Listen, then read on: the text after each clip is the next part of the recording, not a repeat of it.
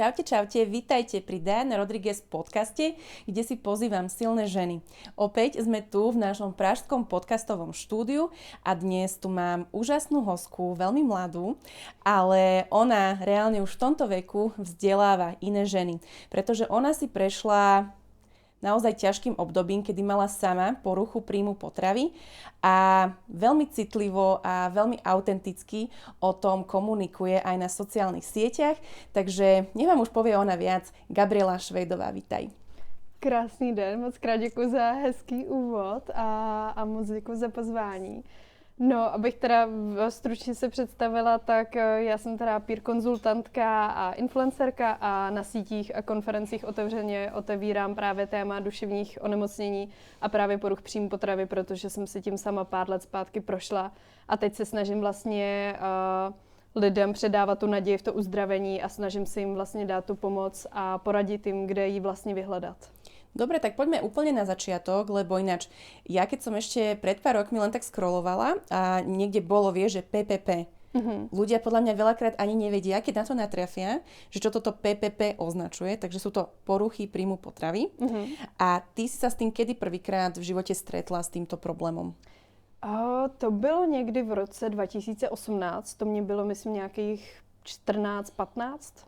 Takže tam to nějak začalo a vlastně u mě to začalo tím, že já si myslím, že jsem celý život měla hodně nízký sebevědomí a tehdy jsem právě chtěla něco málo schodit a začala jsem si počítat kalorie a vlastně tam mě to úplně stáhlo jako dolů. Já jsem vlastně začala být ovládaná hodně tím jídlem, hodně jsem začala být posedlá tím počítáním kalorií a tam vlastně u mě se právě rozvinula ta anorexie.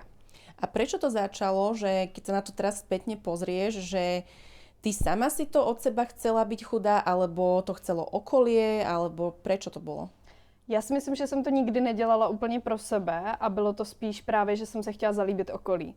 Protože já už jsem vlastně rok předtím jsem zhubla kvůli tomu, že jsem měla mononukleózu, měla jsem nemocný játra a kvůli tomu jsem držela dietu. Zhubla jsem pár kilo a slýchala jsem hodně komentářů, jak mi to teď sluší víc. Tak vlastně jsem si vsugerovala, že pokud zhubnu ještě víc, tak vlastně mě okolí bude mít radši, protože budu vypadat líp. Takže nikdy to nebylo, že by jsem asi já sama chtěla nějak jinak vypadat, ale dělala jsem to vždycky pro okolí a to si myslím, že bylo hodně špatně.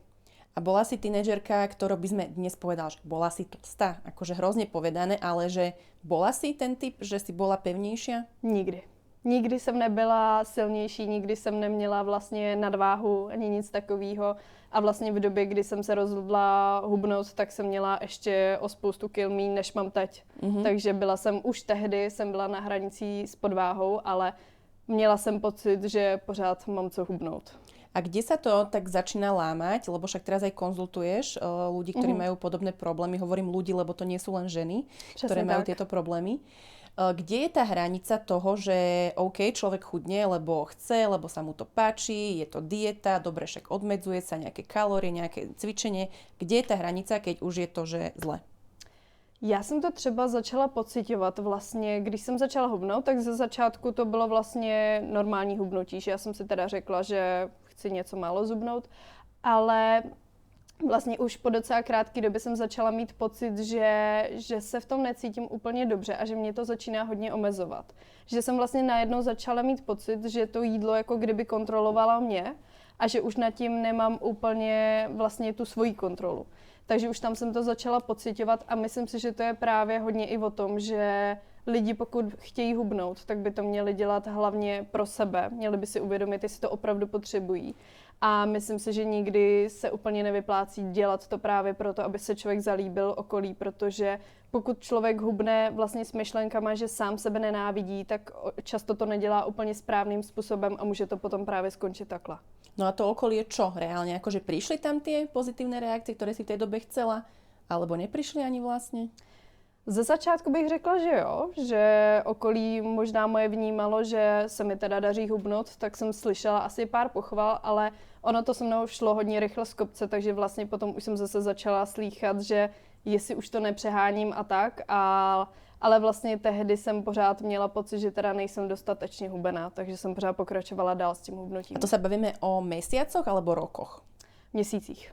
mesiacoch. Čiže tam bol akože taký rapidný pokles. Bylo to hodně rychlý u mě. A ako na to reagovalo tvoje okolie, akože najbližšia rodina, prípadne v škole, že kedy bol taký zlom, že sa začali možno ľudia o teba báť? Já jsem to podle mě hodně dlouho skrývala, takže ono to nebylo úplně znát, že by fakt tam byl nějaký obrovský problém. Já jsem to před rodičema hodně tajila, já jsem nosila hodně volné oblečení, v té době jsem dostala rovnátka, takže jsem se na to hodně vymlouvala, že nemůžu jíst kvůli tomu, nebo jsem hodně lhala o tom, že už jsem jedla třeba ve škole a potom už jsem doma nejedla. Takže jsem si vymýšlela různé výmluvy a nakonec se to začalo řešit v moment, kdy si toho všimla moje učitelka na tělocvik. Všimla si, když jsme se převlíkali, že jsem hodně zubla a na základě toho si se mnou promluvila a rozhodla se zavolat rodiče do školy, aby se to začalo řešit.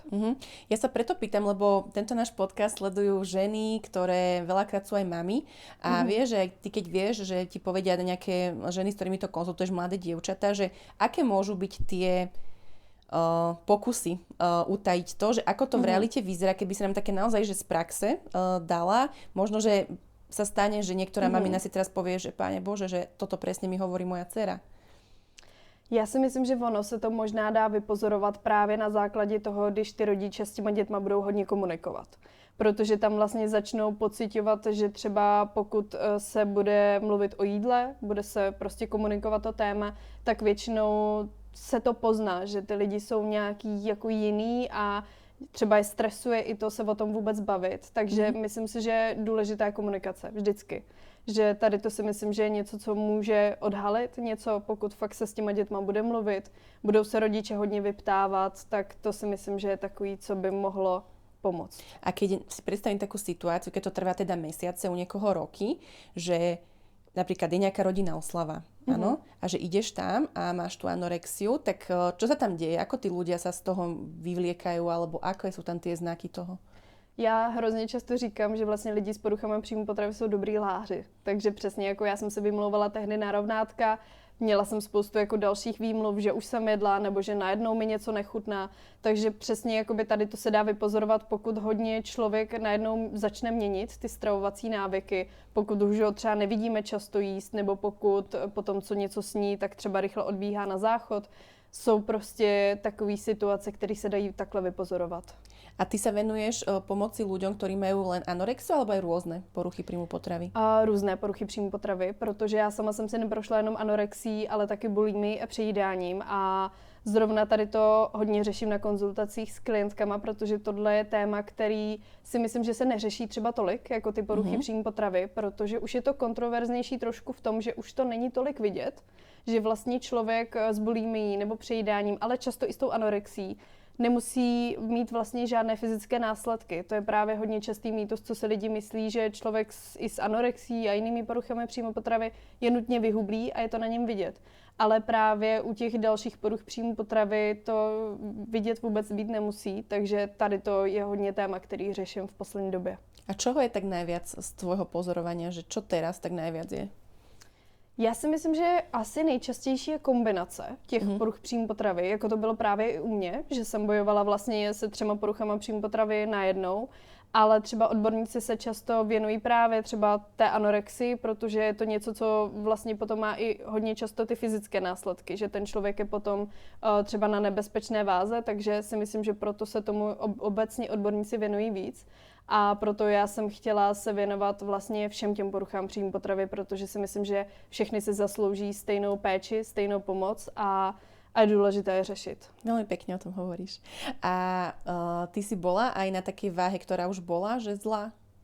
Byla jsem na hodně nízké váze. Nevím teda, jestli ji úplně chci zmiňovat, je to dohledatelný, ale vím, že někomu by nemuselo být úplně příjemný to slyšet, ale byla to váha, která už byla hodně nebezpečná a myslím si, že i život ohrožující. A v tej dobe čo sa dialo s tebou? Ako sa to riešilo? V té době už jsem docházela vlastně pravidelně na terapie, docházela jsem k psychiatričce a musela jsem být následně i hospitalizovaná v psychiatrické léčebně, protože i přesto, že jsem teda docházela k těm odborníkům, tak jsem pořád měla tak moc nemocnou tu hlavu, že já jsem sama nedokázala vidět, že to je tak vážné. A pořád jsem měla pocit, že nejsem dostatečně hubená na to, že bych mohla si zasloužit tu pomoc. Já jsem to prostě tehdy neviděla a dokázala jsem to vidět až zpětně, že to opravdu byl hodně vážný problém. A ty v tej dobe akože si bola s rodičmi, máš obidvoch rodičov, že bývala si s rodičmi? Áno. Ako sa to tak doma, vieš, riešilo, že ja mám syna, áno, a fakt, že ako? Neboli také momenty, že možno teraz preháňam, ale že ťa posadili za stôl a že zješ to pred mojimi očami, aby si to do seba dostala tú stravu, že nesnažili sa tí rodičia takto nejako ťa nútiť aj to zjesť? Byly takový pokusy o to. Rodiče se hodně snažili vlastně všemi různými způsoby mi pomoct a myslím si, že vlastně byli hodně zoufalí, že vlastně úplně nevěděli, co se mnou, takže se snažili dát právě na rady odborníků. Potom teda zjistili, že vlastně dokud já sama nebudu chtít, tak nemají úplně šanci vlastně mi pomoct. A vlastně i z toho důvodu byla potom nutná ta hospitalizace, protože i přesto, že třeba rodičům se to občas jako dařilo, mě třeba přesvědčit, abych něco snědla, tak potom byla jsem ve škole, tam jsem nejedla. A nebylo možné vlastně mě uhlídat, abych fakt dodržovala nějaký režim, takže proto já jsem nastoupila potom na tu hospitalizaci. A reálne, že človek, ktorý má anorexiu, on tak dlhodobo, akože ako vyzerajú tie jeho stravovacie návyky, lebo však asi niečo je, hej, že není úplne o hlade. Čo jedia títo ľudia? Ono je to hodně individuální a právě i člověk s anorexií může často vypadat, že třeba žádný problém nemá. To je právě to, že kolikrát je hrozně těžké tady to odhalit, protože já i ze začátku vlastně jsem pořád třeba jedla doma, proto rodiče neměli úplně podezření, že by se mnou něco dělo, ale potom jsem třeba vyhazovala svačiny nebo lhala jsem o tom, že nechodím na obědy. Takže vlastně je to hlavně o tom, že ten člověk s tou poruchou příjmu potravy pořád myslí na to jídlo. Je to pro něj úplně to nejdůležitější a je to středobod všeho. Takže, jak říkám, je to hodně individuální a jsou lidi, kteří třeba i během těch poruch příjmu potravy můžou jíst v úvozovkách normálně, ale v té hlavě to mají tak nastavené, že je to úplně ničí a zžírá, že pořád na to musí myslet. Ako to musí byť strašný aj taký boj, že cítiš ten hlad a vlastne ty sa nechceš najesť, že asi preto není ani čas na niečo iné myslieť, nie? Lebo ty vlastne bojuješ sama so sebou. Přesně tak, já jsem v té době vlastně ztratila zájem o všechno. Já jsem ztratila zájem o školu, ztratila jsem zájem o svoje kamarády a nic pro mě nebylo tak důležitý, jako to, co budu jíst, kolik toho sním, kolik to bude mít kalorií, jak vymyslím, abych zase lhala o tom, že nejdu na oběd. Takže všechno se vždycky točilo jenom kolem toho jídla a bylo to hrozně vyčerpávající. A potom, keď už teda to došlo do nejakého bodu, že ideš do tej nemocnice, tak v tvojej hlave to čo bolo? Že idem tam, lebo chcem si pomôcť, alebo že je to trest a dávajú ma tam a ja tam nechcem byť? Ta druhá možnost. Já jsem vlastně, rodiče mi dlouhou dobu říkali, že by mohlo dojít na tu hospitalizaci a já jsem tomu vůbec nevěřila. Já jsem nevěřila tomu, že by to mohlo být možný právě i z toho důvodu, že já jsem neměla pořád pocit, že jsem dostatečně nemocná. Já jsem pořád měla pocit, i když jsem byla na nebezpečně nízké váze, tak jsem měla pocit, že ten můj problém pořád není až tak vážný. A když jsem se dozvěděla o první hospitalizaci, tak jsem tam nechtěla. Já jsem to brala vlastně od rodičů jako hroznou zradu, že mi nevěří, že to zvládnu sama. Já jsem pořád měla pocit, že to zvládnu, ale přitom, když se na to zpětně podívám, tak jsem to nezvládala. A koľko si mala rokov? Měla jsem 16. 16. No to je taký kritický vek, ešte aj sama so sebou riešiš milión vecí. Přesně tak. A neriešila si aj také, že čo si o mne druhý pomyslia? Taky. Hodně mě vždycky hrozně záleželo na tom, co si o mě lidi budou myslet a právě si myslím, že i proto mě ta nemoc postihla. Ale právě když jsem teda nastupovala na tu hospitalizaci, tak velký problém byl v tom, že já jsem tam nastupovala spíš s tím, že chci, aby ten pobyt byl co nejkratší, budu spolupracovat, aby se mohla přijít domů a zase držet svoje diety. Že toto si mala nastavenie. Přesně tak. A proto vlastně musela být u mě ta druhá hospitalizace. Protože... A koľko si tam vlastně byla ten prvýkrát? Poprvé jsem tam byla měsíc a na té druhé hospitalizaci potom také měsíc. A môžeš nám aj povedať, aby sme si to vedeli predstaviť, že čo sa deje v nemocnici, keď tam takto je človek s takouto poruchou príjmu potravy? Já jsem teda byla hospitalizovaná v obou případech na dětské psychiatrii, v psychiatrické léčebně. A většinou to tam probíhá, tak já teda dřív jsem si právě myslela, a důvod, proč jsem se toho taky hrozně bála, že jsem si myslela, že nás budou zavírat do místností, budou nás uvazovat na postele a že to bude něco úplně šíleného. Že jsem fakt to máme asi z těch filmů, no? Přesně tak. Takže právě i proto mě to tak hrozně děsilo a myslím si, že realita nebyla až tak hrozná. Já nemůžu říct, že by ty pobyty byly až tak strašné. Brala jsem to právě jako zradu, ale zpětně vím, že to je něco, co mi zachránilo život. Probíhalo to tam většinou tak, že tam byl právě ten jídelní režim, že to bylo něco, co rodiče doma nemohli zajistit, aby fakt dohlídli na to, aby jsem jedla.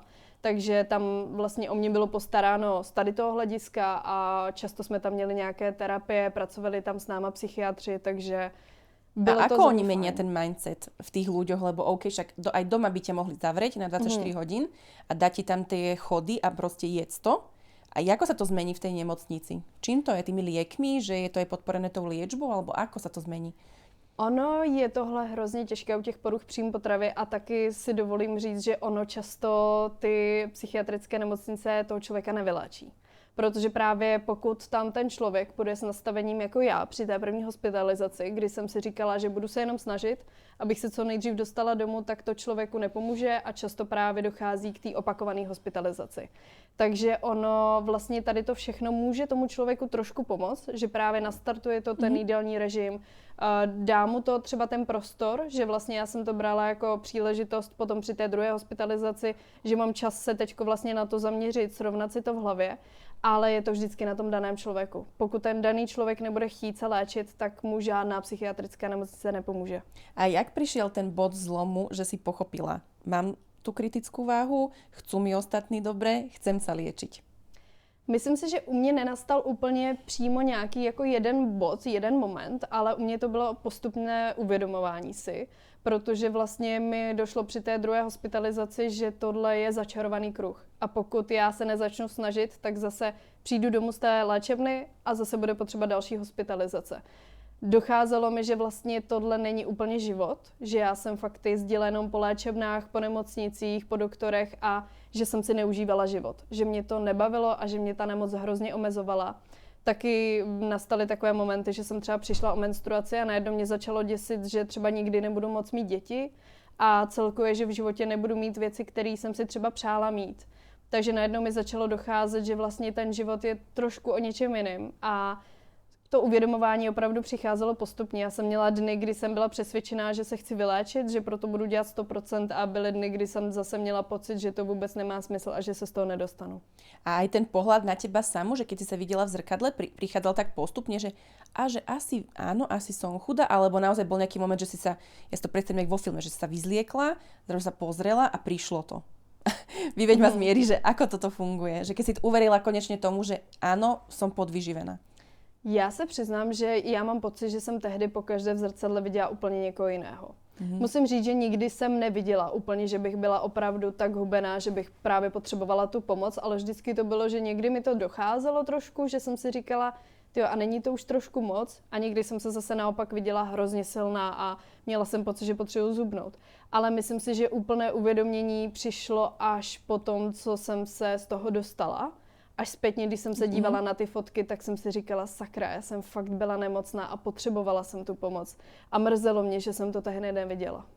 A ako spätne, že to prišlo, že po koľkých rokoch, že ja neviem, toto si riešila, keď si mala 15-16 a v akom veku prišlo už naozaj to 100% uvedomenie, že to bolo zlé a bola to choroba? Myslím si, že u mě to možná přišlo, když mi třeba bylo nějakých 17-18. Musím říct, že i přesto, že třeba ta léčba celkově u mě trvala nějaké 2 roky, tak vlastně musím říct, že to je hrozně krátká doba. Že já jsem měla obrovské štěstí v tom, že ty moje problémy se začaly řešit hodně brzo. Začalo se to řešit v podstatě asi pár měsíců po tom, co já jsem začala mít nějaké problémy s tím jídlem. Takže tím, že se to u mě podchytilo včas a že jsem díky rodičům měla opravdu kvalitní odbornou péči, tak u mě ta nemoc netrvala tak dlouho. Jsou případy, kdy opravdu s tím lidi bojují jako desítky let a kolikrát i celý život. Reálne, že si vyliečená? Ano. Áno? A to sa aj dá z tejto choroby vyliečiť, že aj by ti povedali doktori, že naozaj, že do toho už nepadneš? Já si myslím, že můj názor není takový, že by s tím souhlasili úplně všichni. A tehdy, když jsem se léčila, tak se našli odborníci, kteří mi říkali, že poruchy příjmu potravy jsou na celý život. Ale já ze své zkušenosti můžu říct, že já se cítím být 100% vyléčená a stojím si za tím, že to vyléčení je možné. Protože já mám pocit, že jsem ani nikdy před tou nemocí neměla tak dobrý vztah k jídlu a sama k sobě, jako mám teď. Že opravdu jsem se dostala do bodu, kdy se mám ráda, kdy vím, že to jídlo je pro mě důležité a už nemám v hlavě žádné výčitky. Takže tady to si myslím, že je hrozně důležité, aby právě slyšeli i lidi s těma poruchama příjmu potravy, že to vyléčení je možné. Protože tím, že já jsem tehdy slyšela, že to možné není, tak i proto jsem kolikrát neměla takovou motivaci se léčit, protože jsem měla pocit, že to je teda zbytečné se snažit, když se z toho dostat nedá. Takže bych chtěla říct, že dá, že poruchy příjmu potravy jsou léčitelné.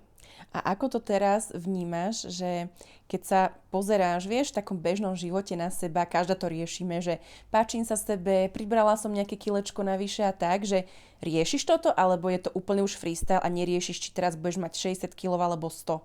Že ako to teraz máš? Neřeším to, ale zase nemůžu úplně tvrdit, že bych třeba svoje tělo milovala na 1000% a že bych se pokaždé, co se vidím v zrcadle, že bych si řekla, tyjo, já jsem fakt nádherná. Protože si myslím, že ani sebeláska o tomhle úplně není a dostat se k tomu, že budeme svoje tělo milovat úplně nejvíc na světě, že to ani není úplně možný. Protože vždycky na sobě třeba uvidíme nějaké nedokonalosti a tak, ale myslím si, že sebeláska je o tom, přijmout sebe takový, jaký jsme a je to o tom, že přijímáme i ty změny, které můžou v průběhu života přijít. Že já už jsem teďko v pohodě s tím, že vím, že můžou nastat situace, že třeba přiberu. Může nastat stresové období a já přiberu. Můžou nastat různé situace, že když třeba v budoucnu budu mít děti, že moje tělo se bude měnit. A ta sebeláska je podle mě právě o tom, že přijímám i ty změny, které přicházejí v průběhu toho života a jsem s tím v pohodě. Hej. A ty aj poznáš teraz v živote, že OK, že pracuješ v tej oblasti, že konzultuješ nejakých ľudí, ale máš aj možno napríklad, že z tej nemocnice alebo z nejakých takýchto spoločných terapií, nejaké kamošky, čo si tým prešli? Mám jich docela dost a s několika jsem stále v kontaktu a musím říct, že jsem vlastně hrozně ráda za to, že přesně nevidím to jenom na sobě, že to 100% vyléčení je možné, ale mám právě i ve svém okolí lidi, kteří se z toho dostali a mám z toho fakt radost. A čo, keď to tak spätne zoberieš, že čo v tej dobe, čo nemáme hovoriť tým ľuďom? A že ako im pomôcť, lebo my možno si to predstavíme nejak, ale vlastne robíme možno presný opak. Tak skús nám povedať, že čo chce počuť 16-ročná baba, alebo že ako jej pomôcť? Myslím si, že co určitě nemá smysl, tak třeba nutit do toho jídla. Protože přesně i pokud se nám to třeba povede, že ten člověk, která bude donucen do toho jídla, tak ten vztah k jídlu to nezmění. Že vlastně... Alebo pôjde ho vyvracať napríklad. Přesně tak, právě. Může nastat nějaká taková situace, ale je důležité, že ten člověk vlastně si k tomu musí dojít sám, ale to, co si myslím, že nejvíc potřebuje takový člověk, co si něčím takovým prochází, je podpora a vyslechnutí. Někdy stačí opravdu málo, někdy stačí obejmout, říct, že jsme tady pro toho člověka a to je to nejvíc, kolikrát, co můžeme udělat. Potom samozřejmě můžeme třeba doporučit kontakty na odbornou pomoc, můžeme tomu člověku být oporou, ale opravdu ta podpora, to vyslechnutí je to nejvíc, co ten člověk v té chvíli potřebuje. A sú nejaké také typické vety, ktoré sa rozprávajú ľuďom s poruchou príjmu potravy, ktoré fakt, že nehovorte, že fakt to nehovorte ľuďom? Tyjo, přemýšlím, ale myslím si, že takových je jako hodně, že není úplně dobrý třeba hodně poukazovat vlastně na ten vzhled toho člověka. Zase je to hodně individuální, protože mě třeba kolikrát pomohlo vlastně slyšet, když mi někdo opravdu řekl, že vypadám hrozně, ale vím, že jsou lidi zase, který tady to vnímají něco jako pozitivního, že vlastně tyjo, a to je to, co chci. Já chci vypadat co nejhůř, já chci být co nejhubenější. Takže tam je to obecně hodně vlastně složité, že každý to může mít úplně jinak, ale obecně bych asi řekla vyvarovat se právě poznámkám na to tělo, říkat, že třeba ty už si trošku přibrala, to je super, že to vím, že třeba mě vůbec nebylo příjemné, když už jsem začala přibírat a že to lidi komentovali a nebo třeba takový jako mylný myšlenky, že když si lidi myslí, že už jsem přibrala, tak jsem teda už zdravá. Což vůbec právě nebyla pravda, protože když já jsem začala přibírat, tak jsem začala padat zase do té bulimie a přejídání. Čiže fakt akože to telo si celkom aj dosť zažije s tým človekom, že vlastne naskôr mu nedávaš, potom sa prejedáš a tak ďalej. A napríklad existuje aj také, že niekto má len to prejedanie? Určitě. Áno? Je toho, si myslím, hodně, ale právě myslím si, že problém je v tom, že se o tom asi nemluví dostatečně.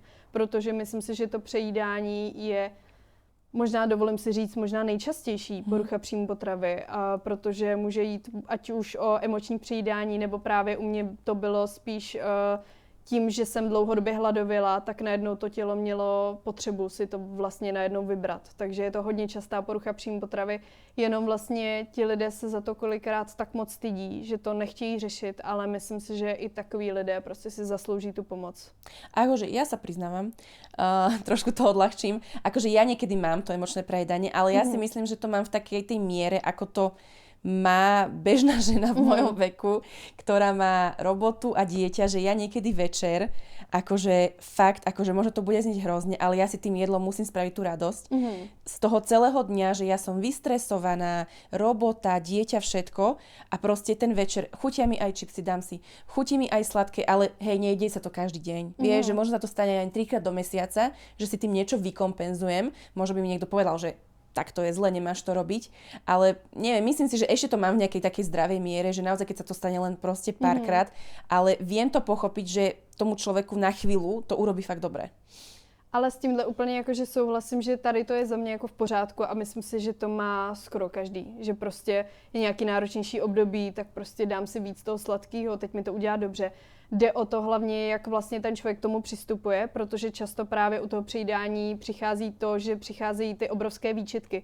Pokud ten člověk opravdu je schopný k tomu přistupovat tak, že je to v pořádku, teď jsem si dala něčeho víc, cítila jsem, že to potřebuju, pomohlo mi to, tak si myslím, že je jako úplně super. Já jsem třeba opravdu to přejídání měla takový, že to bylo, že jsem celý den hladověla, potom jsem se přejedla, ale takovým způsobem, že často si lidi představí pod pojmem přejídání, že snědí 1 čokoládu na posezení. To oproti tomu třeba, co jsem tehdy zažívala já, že já jsem byla schopná z těch čokolád sníst 10, zajíst to 10 rohlíkama a 10 sušenkama a opravdu jsem byla tak přejedená, že jsem se nemohla ani hnout. Takže to byly opravdu jako záchvaty přejídání potom, po kterých jako často následovala právě ta bulimie nebo to kompenzování něčím jiným. Takže přesně, že někdy vlastně to, co my si myslíme, že je přejídání, tak kolikrát je to opravdu jakože normální, děje se to běžně a je to v pořádku, pokud vlastně potom nemáme třeba potřebu to takhle kompenzovat nebo nás netíží právě ty hodně špatné pocity. A ešte ma teraz napadlo, že ako vieš, vyskočí na mňa niekedy niečo na Instagrame alebo nejaká aktualita a bohužiaľ sa to niekedy stane, že nejaká známa svetová kvázi influencerka, ale no v tomto ponímaní je to zlé označenie, že influencerka, ale že ľudia ju poznajú zo sociálnych sietí, že trpela to anorexiou, napríklad, že zomrie. Hej?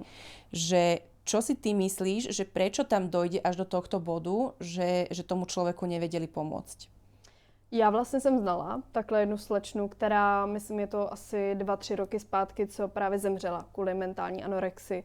Je to hodně podle mě o tom, když ten člověk je v tom už dlouho, tak vlastně je tam problém ten, že právě to tělo selhává i fyzicky. Takže pokud vlastně ten člověk začne jíst, tak kolikrát už to tělo není schopné vlastně přijmout tu potravu, protože to tělo už je prostě doslova zničené a už je tam opravdu těžké s tím něco udělat. Takže bohužel děje se to a myslím si, že by to mohlo být právě i trošku varování pro všechny, aby řešili ty poruchy příjmu potravy včas, protože právě může to zajít i takhle daleko a i když často slýchám, že tomu lidi úplně nevěří, že to je nemoc, na kterou by se mohlo umřít, tak bohužel je to tak. Akože ja to viem, lebo na mňa vyskočilo už niekoľko týchto prípadov a ja mám si len keď o tom rozprávam, ale čo bolo hrozné, som tam čítala, že vlastne ako keby, že sú nejaké aj také, že komunity, alebo ja neviem, weby, alebo chaty, kde vlastne tí ľudia ho ešte podporujú v tom, aby chudol, že je to pravda? To som sa ťa chcela opýtať, lebo som tam nikdy nebola. Je to pravda? Je to pravda. Já teda nemám s tím osobní zkušenost, ale taky jsem slyšela, že existují takové komunity a bohužel je to i často na sítích, že vlastně jsou vlastně různá videa, hodně často takové holky třeba sdílí, co za ten den snědly, nebo spíš nesnědly a snaží se vlastně tím jako negativně podporovat jako ostatní lidi. Takže je to bohužel i takhle veřejně na těch sociálních sítích. A ty, keď si sa rozhodla, že si založíš Instagram a že budeš túto tému komunikovať, tak prečo to bolo? Prečo si do toho išla? A kedy to bolo? Bylo to vlastně už v době, kdy já jsem nastupovala na druhou hospitalizaci a vlastně jsem ze začátku to tak chtěla sdílet, nebo cítila jsem vlastně potřebu o tom mluvit a později mi docházelo, že vlastně Tehdy, kdy já jsem nastupovala na tu léčbu, tak já jsem o tom nemohla najít moc věcí na internetu. Já jsem prohledávala Instagram, prohledávala jsem TikTok a přišlo mi, že o tom nikdo otevřeně nemluvil. A já jsem právě tehdy možná potřebovala takovou podporu a pochopení, aby o tom někdo mluvil. A tím, že já jsem tehdy vnímala, že nemám problém o tom svým problému mluvit, tak jsem si říkala, že to chci udělat já, že chci tady být pro ty lidi, aby našli tu pomoc, kterou jsem třeba kdysi potřebovala i já. A stalo sa to? Lebo vieš, všetci rozprávajú len, že hate. Áno, je na tom internete, ale ja za seba poviem, že mne tie sociálne siete prinášajú o mnoho viac pozitívnej, spätnej väzby, že podľa mňa je to o tom aj, aký to content tvoríš. Napríklad, ale tvoj content je možno z časti aj taký kontroverzný, že jasne ľudia na ňo rôzne akože reagujú, ale našla si tam teda tú pomoc a tú podporu, alebo viac bolo toho hejtu? Já musím říct, že mám opravdu štěstí, že mám na sociálních sítích skvělou komunitu a pochopení. A jsem hrozně moc ráda, že vlastně u mě najdou ty lidi tu podporu a že to denně vlastně čtu v těch komentářích, že to, co sdílím, takže je něco, co jim pomáhá. Dávám tam právě odkazy na odbornou péči, takže se snažím co nejvíc těm lidem pomoct. Samozřejmě hejty budou vždycky i vlastně i u toho mýho kontentu, že třeba lidi občas štve to, že stále mluvím o tom stejném, což na jednu stranu chápu, protože už vlastně to bude nějakých 6 let, co rozbírám tohle téma na sociálních sítích, ale já si stále stojím za tím, že je to důležité o tom mluvit. A i když se stále opakuju, i když často říkám ty stejné věci, tak vím, že jsou důležité a pořád mám takový mindset, že i kdyby to pomohlo jednomu jedinému člověku, tak to má obrovský smysl. Ale to je, keď napríklad niekto je nejaký že športovec a stále by hovoril o futbale. Vieš, že proste nechápem akože vôbec tomuto argumentu, že veď niekto má nejakú tému, teraz pred tebou som tu mala doktorku zo záchranky, tak ona dáva tieto veci, tak len za to, aby ľudia tam našli iný content, tak má dávať každý mesiac niečo iné, že to je jej téma, hej, že tak to isto ako tvoja. Takže No, já se právě strašně často s tímhle setkávám, že lidi mi občas tohle píšou, že tvořím jenom o tom a potom naopak se najdou komentáře, když teda udělám video o něčem jiném, tak a tohle už není to tvoje téma, tak nevyhověš každému. Přesně tak, takže já si myslím, že hate komentáře budou vždycky a já jsem hlavně ráda za to, že mě vlastně neodradili od toho, protože ze začátku, když jsem začala mluvit o psychiatrické léčebně a tak bylo to hodně kontroverzní téma a schytávala jsem opravdu ošklivé komentáře a tehdy jsem i přemýšlela nad tím, že jestli to vlastně chci dělat, protože tehdy mi to hodně ubližovalo a jsem hrozně moc ráda, že jsem vytrvala a že jsem nepřestala sdílet, protože vidím, že teďko to opravdu pomáhá hodně lidem a jsem za to hrozně ráda. No podľa mňa ty aj zažívaš asi také správy veľmi aj intimné, že ti tam ľudia pomaly o svojom živote rozprávajú a stalo sa ti asi, že ti niekedy niekto napísal, že naozaj mu to pomohlo a že vďaka tebe zistil, že má možno tú chorobu a že išiel sa liečiť, že vieš nám dať nejaký taký pekný príklad? Teďko třeba já jsem začala hodně rozjíždět právě osobní konzultace nebo individuální konzultace a mám opravdu hrozně krásné zpětné vazby od svých klientek a klientů, kdy opravdu říkají, že už jenom jedna konzultace jim hrozně pomohla a to vlastně z hlediska toho, že jim to dalo hlavně to pochopení, že mohli mluvit s někým, kdo je opravdu chápal a to je právě to, co my jako peer konzultanti můžeme těm lidem dát. Vlastně tu osobní zkušenost a to je vlastně konkrétně u těch poruch příjmu potravy hodně, hodně důležité. A reálne táto, jak by som to povedala, že náplň práce, ona má nejaké pravidlá? Alebo naozaj ideš úplne, že freestyle, že sa s tým človekom rozprávaš, alebo je to aj nejak, že sa mu snažíš nejako pomôcť naozaj akože psychicky, alebo len ho vypočuješ, alebo individuálne s každým inak, ako to je?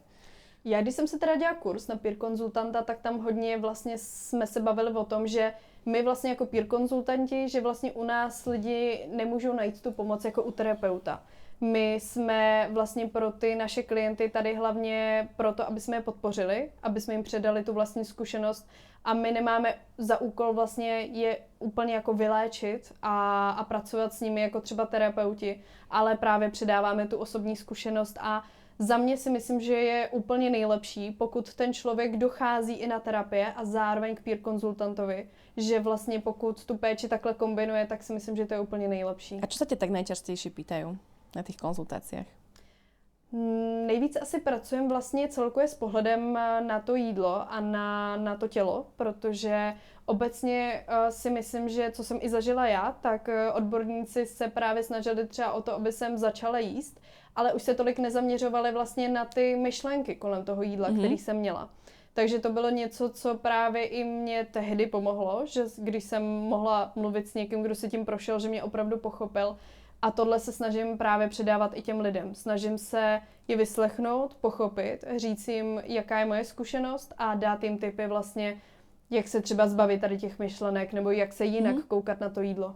Ako ja si to viem úplne živo predstaviť, že podľa mňa je to pre toho človeka úplne zase iné rozprávať sa so psychiatrom, iné s terapeutom a že naozaj v tebe majú niekoho, že ona si tým prešla, že vie, o čom hovorím. A máš klientky len ženy alebo aj mužov? Momentálne jenom ženy. A reálne s týmito poruchami príjmu potravy stretla si sa aj s mužmi, alebo vždy si sa len so ženami stretla? Hodně i mužů a myslím si, že vlastně důvod, proč i já mám třeba momentálně klientky jenom ženy, tak je ten, že kolikrát si myslím, že muži mají větší problém třeba o tom mluvit, protože právě je to hodně vlastně takové, že vlastně společnost si myslí, že se to týká jenom žen a proto ti muži třeba mají trošku větší problém se s těmi problémy někomu svěřit. A majú oni tie isté problémy ako ženy, alebo sú tie diagnózy u nich iné? Můžou být úplně stejné. Já sama jsem se setkala vlastně i třeba v té psychiatrické léčebně s muži, nebo vlastně malí kluci to byli, kteří právě trpěli těma poruchama příjmu potravy a konkrétní příklady, co si pamatuju, tak kolikrát na tom byli ještě vlastně mnohem hůř, jak my slečny. A otázka potom znie, neviem, či mi budeš vedieť odpovedať, lebo toto nie je úplne, že tvoja oblasť, ale že čím to príde k tým mužom, lebo ako dobre, že tá doba, tie 90 roky, boli tam tie modelky, vieš, tá doba dneska je ten ideál krásy, že proste buď štíhla, buď dokonalá, a u tých mužov akože, až tak sa nehovorí skôr na tú štíhlosť, ale možno nejaké fit postava, že kde tam je ten impuls, že oni chcú schudnúť a že prečo, že nevieš náhodou, že prečo to tak je u nich? Já si myslím, že celkově hodně věcí pramení právě z toho sebevědomí, který může být narušeno právě třeba nějakou šikanou a tak. Takže myslím si, že vlastně ty důvody můžou být hodně podobné, nebo někomu se ty problémy často jako rozjíždí, pokud mají nějaké těžší situace v životě. Často jsem se setkávala s tím, že vlastně ty problémy začínaly u těch lidí třeba rozvodem rodičů nebo nějakou jinou stresující situací. Čiže reálne nemusí byť ten prvotný impuls, akýkoľvek poruchy príjmu potravy, len že chcem byť chudá alebo chudý. To môže byť reakcia na nejakú takúto životnú situáciu? Přesně tak, může být taky. Aha, čiže ako vôbec to nemusí niekedy mať súvis, ako keby ani s tým telom, len ten človek si to takto nejako kompenzuje? Já si myslím, že právě obecně důvody těch poruch příjmu potravy můžou být opravdu hodně různé a může tam být hodně jakoby podnětů, ale myslím si, že všechno tak nějak souvisí právě s tím sebevědomím. A tie ženy, čo s tebou konzultujú, alebo všeobecne, keď sa pozrieš na tie báby, čo ti píšu, sú to ako vždy tínedžerky, alebo mladé veľmi ženy, alebo sú to aj staršie? Setkávám se asi nejčastěji s těma teenagerkama, i právě vlastně je to moji sledující, jsou vlastně kolem třeba těch 20 let, ale často se setkávám i se staršími. Píšou mi i starší ženy, starší muži, že s něčím takovým mají problém. Ako teraz nás tu fakt, že sledujú ľudia rôznych vekových kategórií a ja som chcela týmto pomôcť aj tým, ktorí majú možno deti, aby si ich všímali, alebo možno, že aj sami na sebe, kto spozornie.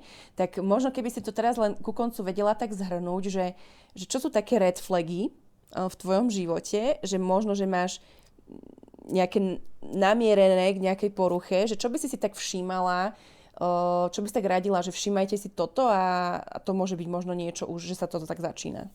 Já bych asi obecně řekla, mluvte vlastně se svými blízkými, protože přesně jak jsem i předtím zmiňovala, ta komunikace je za mě opravdu klíčová a může hodně odhalit.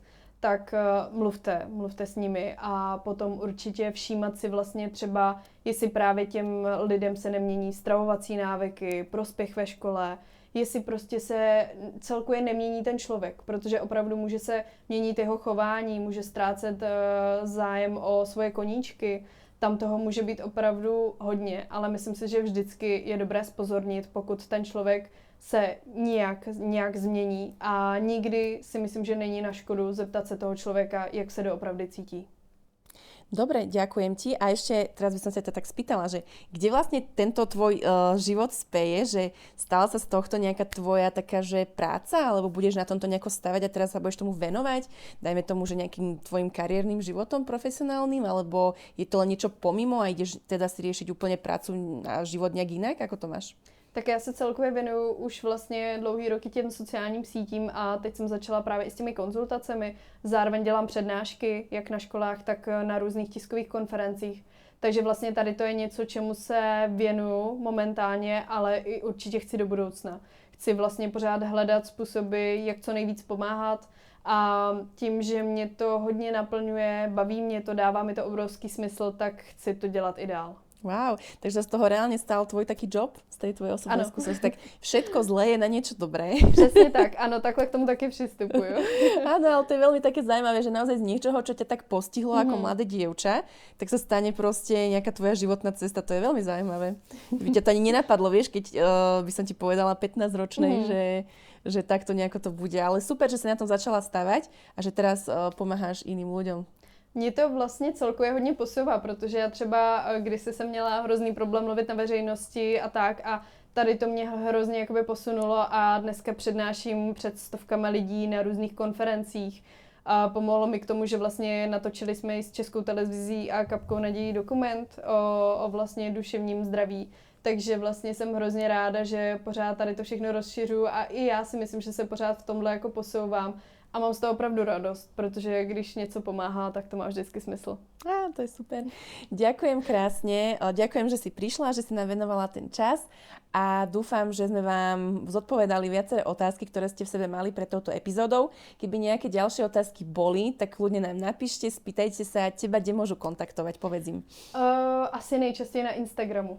Takže na Instagramu my tam napíšeme aj kde, čo, ako a hlavne nehambite sa, proste hľadajte tú pomoc. Naozaj, ak niečo vo vašom živote není v poriadku, v akýkoľvek oblasti, nemusí to byť len s týmito poruchami príjmu potravy, tak prosím vás, riešte to, pretože či teraz tu sedím s tebou, alebo som sedela predtým s pani doktorkou zo záchranky, tak vždy je lepšie to na začiatku podchytiť, ako potom to už riešiť neskôr. Úplne souhlasím. Tak. A nerozmýšľajte nad tým, čo si pomyslia ostatní. Oni si pomyslia aj tak vždy niečo. Aj keď budete taký aj onaký, je to úplne jedno. Takže myslíte hlavne na seba. Dobre, tak ďakujem ti, že si prišla a budeme vďační za každé zdieľanie, komentovanie, za každý komentár a som tu pre vás aj na budúce. Čaute.